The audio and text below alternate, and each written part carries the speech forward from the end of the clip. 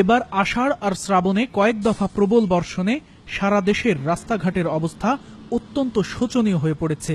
গর্ত আর খানাখন্দে বেহাল অবস্থা ঢাকা টাঙ্গাইল, ঢাকা ময়মনসিংহ ও সিরাজগঞ্জ বগুড়ার মহাসড়কে।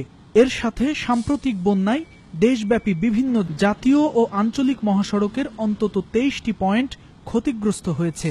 এ কারণে এবারের ঈদে ঘরমুখো মানুষদের নির্বিঘ্নে ফেরা অসহনীয় এক যন্ত্রণায় পরিণত হতে যাচ্ছে।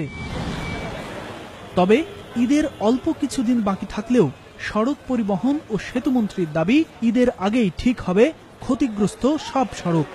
আমাদের যারা প্রকৌশলী আছে দায়িত্বরত, তাদের ছুটি বাতিল করার সিদ্ধান্ত আমরা নিয়েছি। কোনো রাস্তা যানবাহন চলাচলের জন্য অনুপযোগী না হয় সে ব্যাপারে আমাদের সার্বক্ষণিকভাবে 24 ঘন্টা আমাদের অফিসাররা, প্রকৌশলীরা রাস্তা থাকে। প্রতিবার ঈদ এলেই যাত্রীদের জন্য এমন যন্ত্রণা যেন নিয়মিত হয়ে উঠেছে।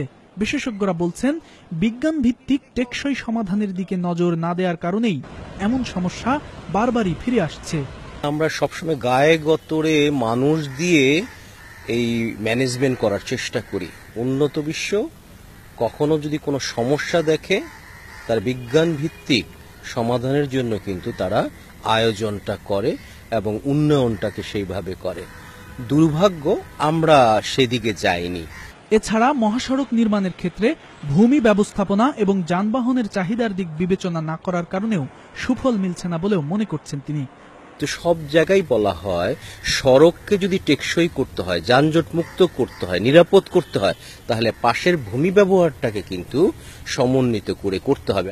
পানি নিষ্কাশন ব্যবস্থা না রেখে বাঁধের উপর সড়ক নির্মাণের কারণেই এবারের বন্যায় সড়ক ও রেলপথের বেহাল দশা সৃষ্টি হয়েছে বলেও মনে করছেন বিশেষজ্ঞরা।